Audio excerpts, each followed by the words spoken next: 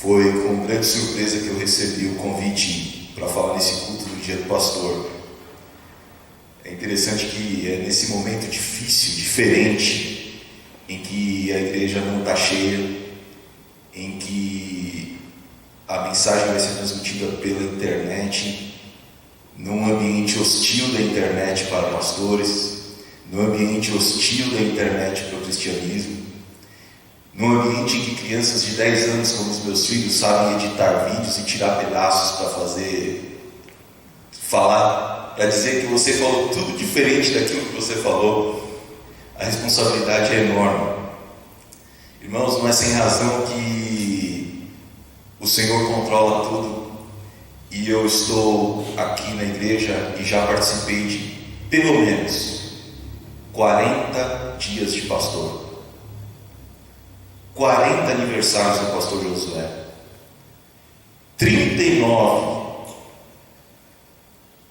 aniversários de ministério, alguns aniversários do pastor Kelmer, aniversário de ministério do pastor Kelmer, aniversário do Marcelo, e é a primeira vez que eu prego num evento como esse.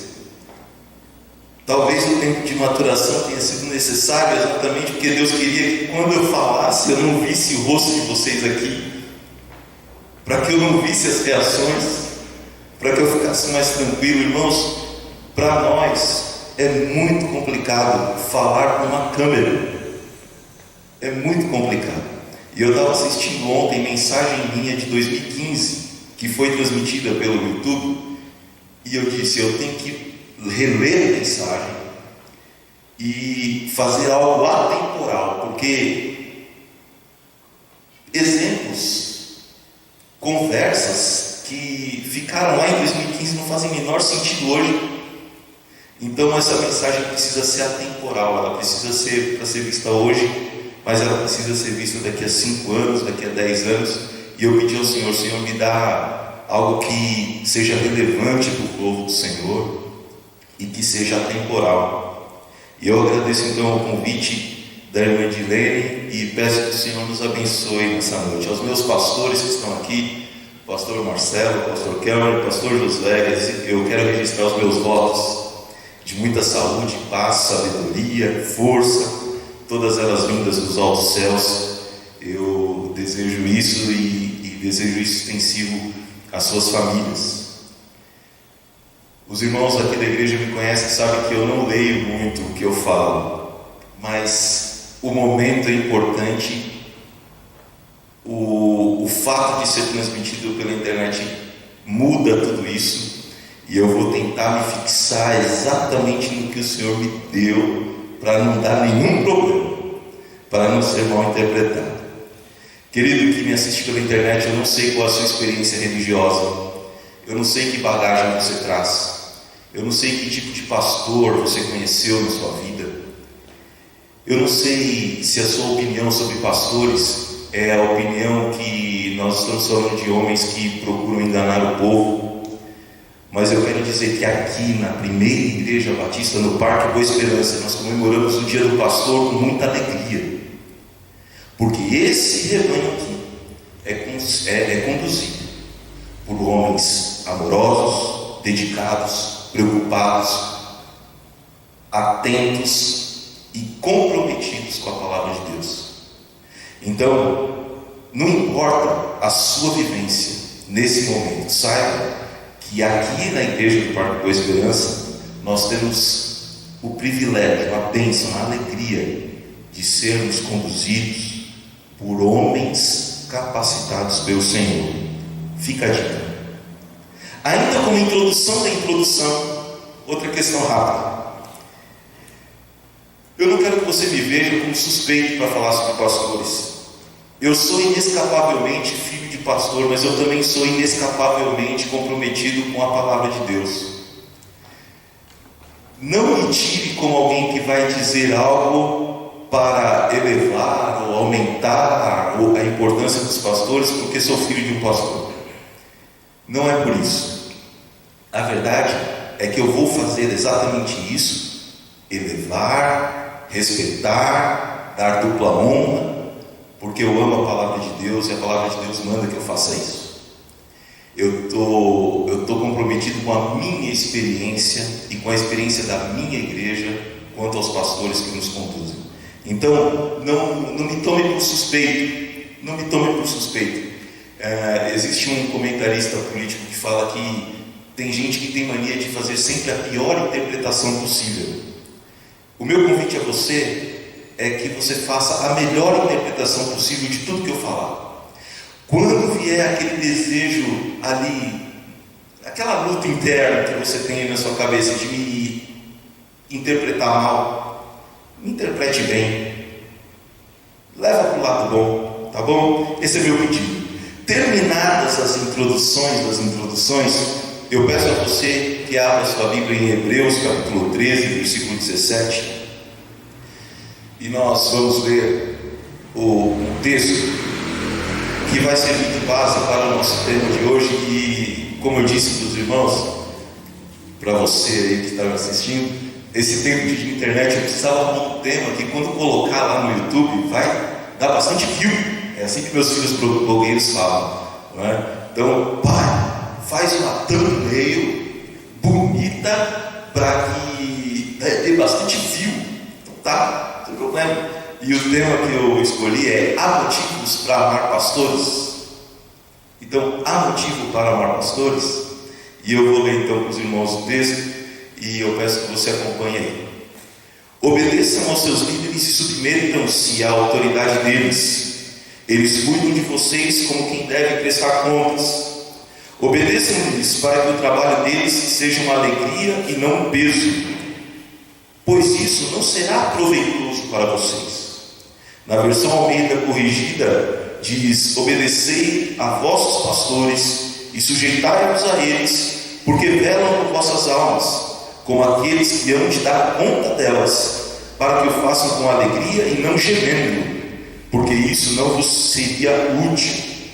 E por fim, na Bíblia há a mensagem: sejam obedientes aos seus pastores, ouçam o conselho deles. Eles estão atentos à condição da vida de vocês e trabalham sob a estrita supervisão de Deus. Contribuam para que a liderança deles seja alegre, não penosa. Por que tornar as coisas mais difíceis? Hoje é dia do pastor. Falar sobre a responsabilidade do pastor é algo que caberia? Sim. Falar sobre os deveres de um pastor é algo que caberia? Sim. Mas eu quero falar com você, Igreja de Cristo, sobre a importância do pastor na nossa vida. Por que o nosso Deus instituiu líderes sobre o seu povo? Por qual razão a Bíblia tem inúmeros textos que falam sobre honra e a responsabilidade que a igreja tem pelo seu pastor? Por que nós temos que obedecer e respeitar o pastor? Há inúmeros motivos para isso, pelos quais a igreja deve respeitar, obedecer e agradecer a Deus pela vida dos seus pastores. E o primeiro deles, vocês vão ver que será rápido. O primeiro deles é que pastores bons são cumprimento de promessa de Deus para o seu povo. A Bíblia é repleta de promessas ao seu povo. Queridos, é interessante notar que a analogia mais usada para o povo de Deus é o rebanho.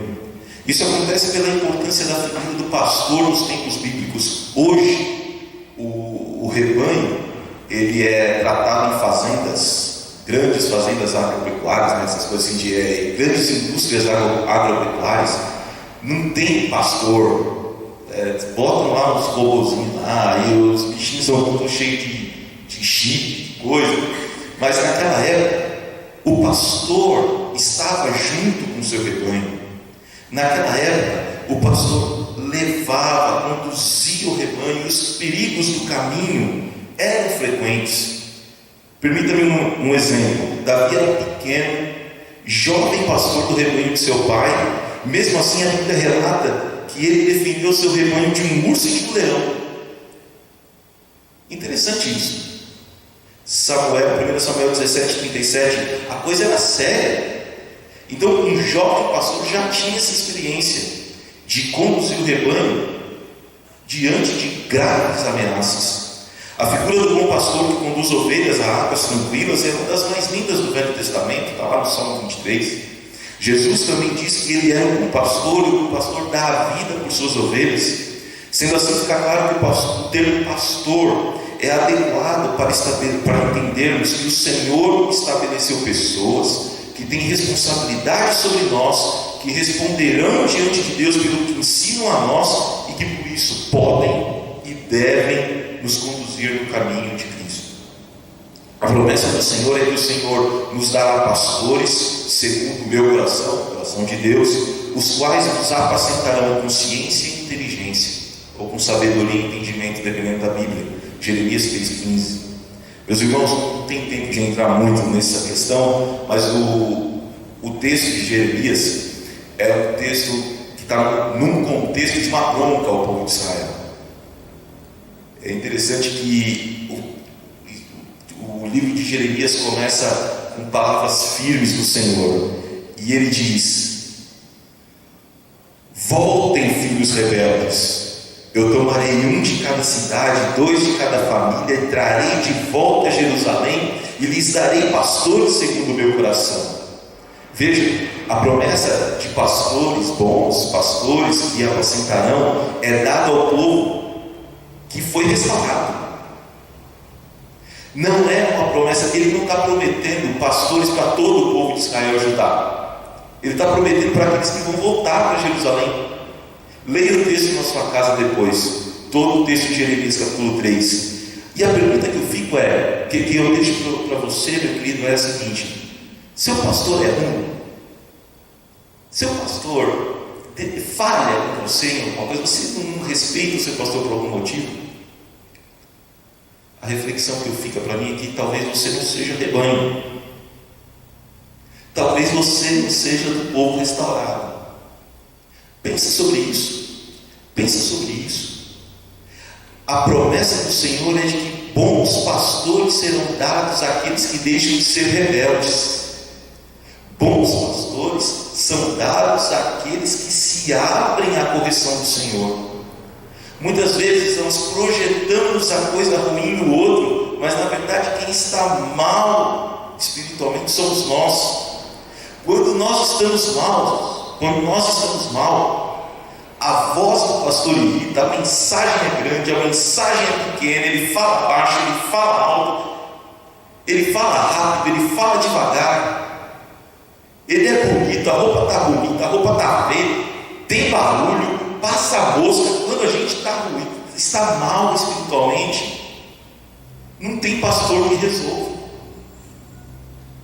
Há um livro muito interessante, tinha um livro lá na casa do meu pai, não sei se emprestou para alguém, e eu nunca mexi nesse livro. E depois, quando eu era adolescente e tal, só mais perto do meu casamento eu fui saber o que era. Era o mito da grama mais verde. É um livro que tem esse título, chama a atenção, mas eu moro numa casa com muitos livros, eu nunca quis mexer. E depois eu fui saber que aquilo se relaciona à família. O mito da grama mais verde é do cara que olha no jardim do lado, né? E com pastor também é a mesma coisa, viu, queridos? O pastor do outro sempre é mais legal. O pastor do outro, a grama do outro é sempre mais verde. Aqui não, viu? Aqui não tem crente assim. Pessoal, estou dizendo em outros lugares, aqui não.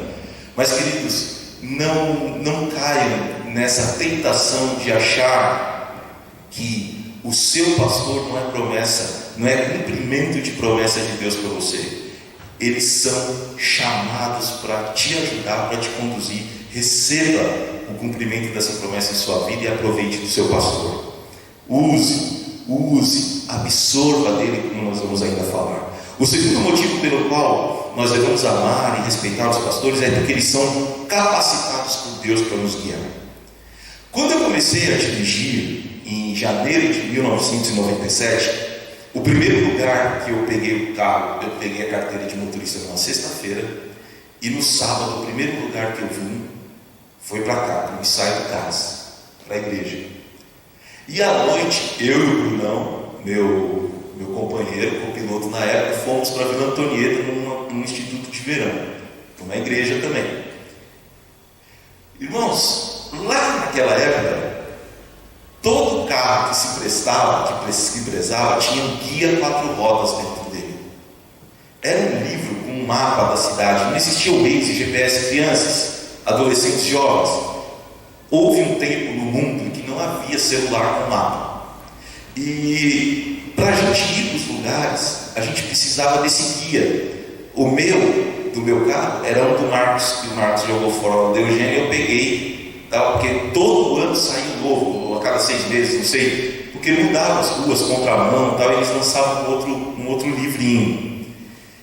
Era difícil chegar aos lugares, irmãos. Quem aqui mais antigo, o Ailton que está ali, nunca foi para uma festa, um casamento, um aniversário e não ficou parado com a família tentando achar o caminho? Era comum a gente parar e perguntar. Irmãos, a internet, a tecnologia veio até para atrapalhar a gente pedir informação. A gente andava nas ruas por aí e parava: ô meu irmão, ô meu amigo, como é que eu faço para chegar na rua tal? Hoje não tem isso, hoje eu abro o celular, eu não pergunto para ninguém, eu chego.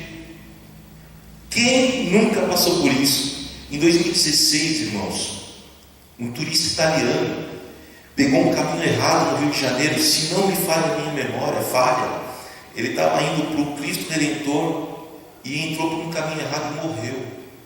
O caminho que ele errou o conduziu para um lugar perigoso. Quer outro exemplo?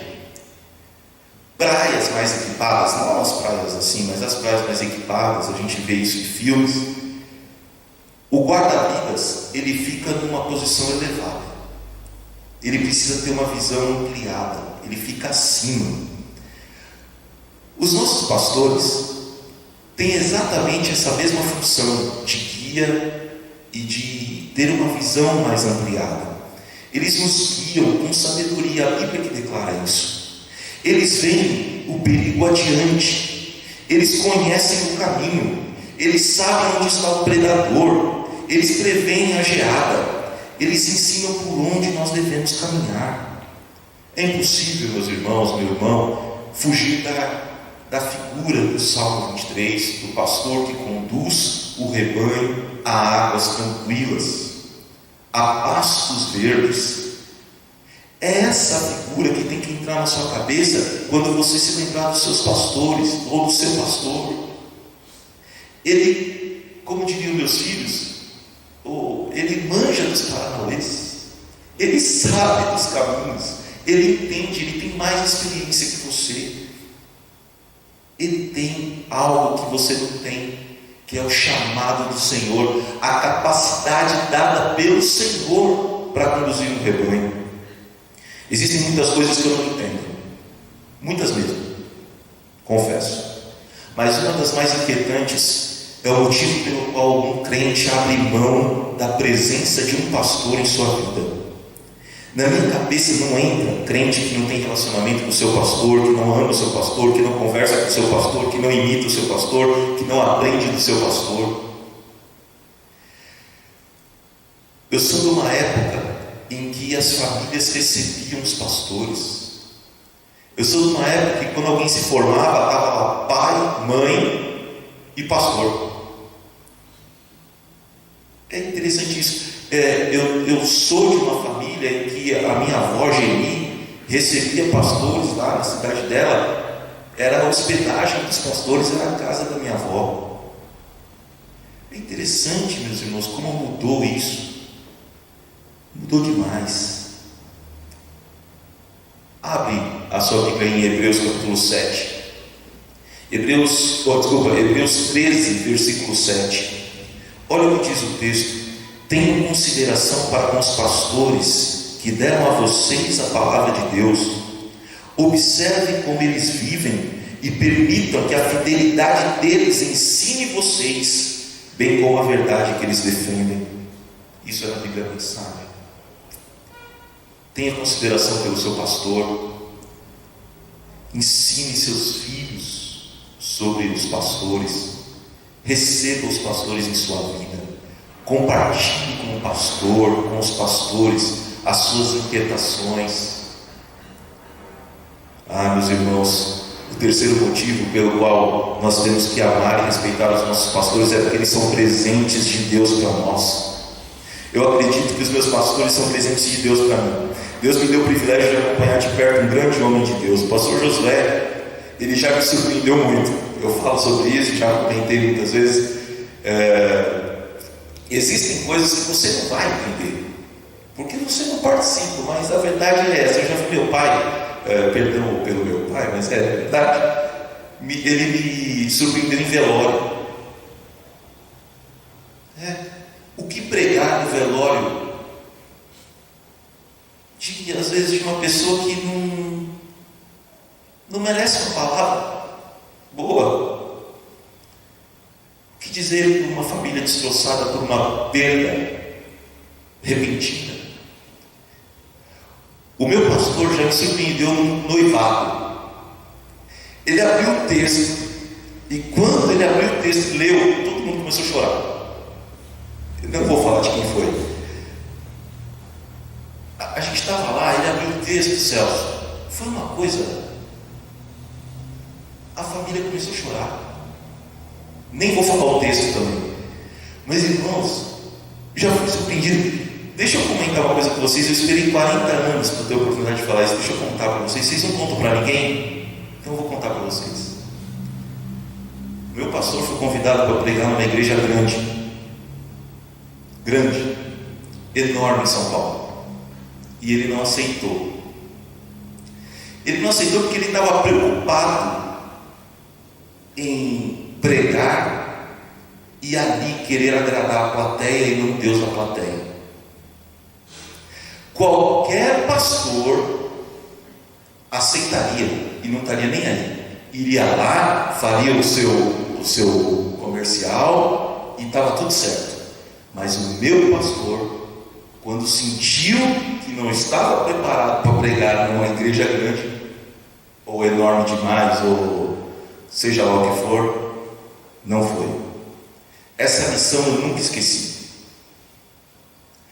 Não, mas ele deveria ter ido. Irmãos, ele é capacitado por Deus.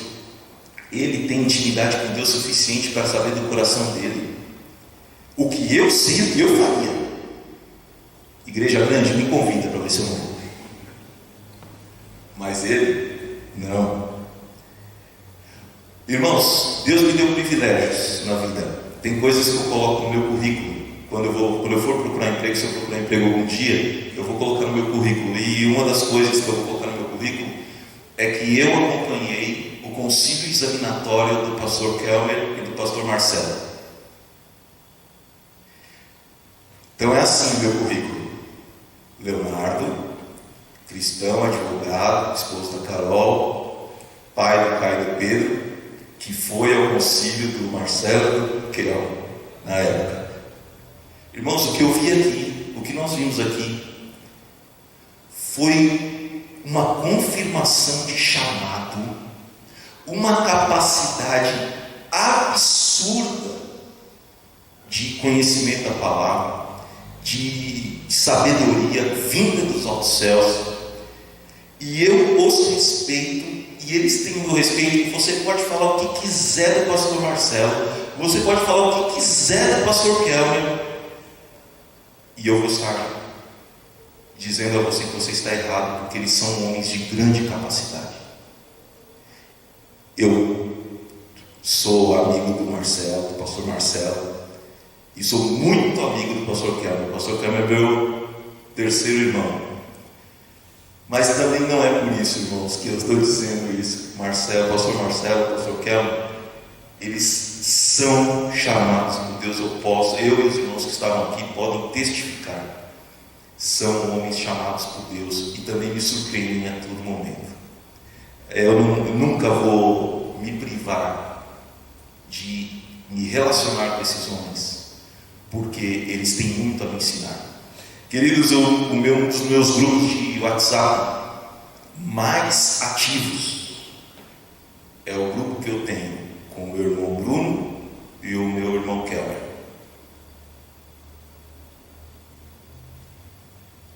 E eu posso dizer para os irmãos, a nossa amizade é tão, diria eu, frutífera, que eu posso dizer que qualquer um dos irmãos podem ler o nosso grupo as mensagens do nosso grupo e nós não nos envergonharemos. Porque a despeito de falarmos sobre assuntos graves, de conversar, de procurarmos o melhor para a igreja e para Deus e para o povo de Deus aqui, sempre há o respeito, sempre há a vontade e a pureza, a vontade de fazer o que é melhor para a obra. E eu louvo a Deus pela amizade, pelo presente que é o pastor Kelvin na minha vida. Queridos, os presbíteros que lideram a igreja são dignos de dupla honra, especialmente aqueles cujo trabalho é a pregação e o ensino. 1 Timóteo 5,17. Irmãos, não é difícil. Você tem dificuldade de chamar o pastor Kelvin de pastor Kelvin? Vira a chavinha. É fácil. É só se lembrar que Deus não te pediu autorização para chamá-lo de pastor. Está com dificuldade de chamar o pastor Marcelo de pastor Marcelo? Vira a chavinha. É só você colocar na sua cabeça que Deus não pediu autorização para você chamá-lo ao ministério. Aqui na igreja tinha um tempo atrás que queria chamar o pastor Josué de Josué. Ele não está mais aqui, porque não faz sentido. Não é uma opção respeitar o pastor, não é uma opção de alcunhá-lo ou usar a expressão pastor antes do nome. Não é uma opção. Outro dia o ministro Marco Aurélio Mello, espero que o inquérito do STF não pega essa mensagem, mas o ministro Marco Aurélio, ele exigiu devolver um documento, porque o documento não estava de acordo com as regras. Ali foi escrito por uma secretária da secretária para ele. Ele disse: não, se o presidente do Tribunal de Justiça quiser falar comigo, ele assina a carta. Todo mundo achou meio estranho aquilo. Nossa, mas ele exigiu. Meus irmãos, o pastor Isaltino contava que certa vez ele estava em casa estudando e o telefone tocou. Era a secretária de um pastor, e a secretária dizia assim: pastor, eu sou secretária do fulano de tal e eu quero convidá-lo para estar aqui conosco num evento. Ele diz: é? Tá bom. Irmã, eu estou com a minha mesa aberta com 7 ou 8 comentários bíblicos sobre Jonas. Eu tenho a Bíblia em grego, hebraico, eu tenho a Bíblia em não sei quantas versões aqui. Eu estou estudando sobre a vida de Jonas para escrever uma lição para a minha igreja, e o seu pastor não teve tempo de passar a mão no telefone para me convidar. Então peça para ele me convidar. Ele me liga e me convida.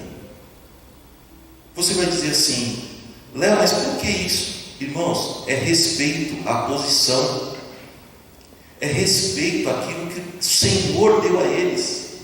Não é uma opção para a igreja. Você não respeita o seu pastor por opção, você respeita o seu pastor porque ele é chamado por Deus. Eu encerro dizendo o seguinte: você já foi a um evento grande, com uma multidão, sim, uma grande multidão? Eu já fui. E você já foi com criança? A visão da criança é limitada. Então você pega o pequerucho, ele está ali, ele só vê abdômen das pessoas, né? Ele não vê o show, ele não vê o evento. Eu me lembro uma vez que eu fui com o Pedro e com a minha família num lugar em 2015, e o show era no alto, assim, no castelo. Eu não conto para ninguém, vocês estão entendendo, né? Eu fui lá no show, o show era no castelo, né? Da Disney lá. Aí o Pedro era pequeno. O que eu fiz para o Pedro ver? Eu peguei o Pedro no colo, o Caio já era pesadinho, peguei o Pedro no colo, arrumei um jeito do Caio ficar mais alto também para ele poder ver o show. Queridos, os pastores fazem exatamente o mesmo com a gente. A nossa visão é limitada. Grandes verdades não são acessíveis. O pastor vem, nos coloca nos ombros, clareia as coisas, amplia o horizonte, explica, traz novas abordagens. Não se prive desse conhecimento. Ame os seus pastores, extraia deles conhecimento, sabedoria, entendimento. O Senhor prometeu isso lá em Jeremias. Imite a fé desses pastores, obedeça a eles, respeite, relacione-se com eles. Tenha pastores por perto, ensine seus filhos a amar os pastores, a respeitá-los. Eles são presentes de Deus para nós. Eu repito, eles são presentes de Deus para nós. Pergunta para alguém que não tem pastor em sua igreja como é triste. Eu quero chamar os pastores aqui.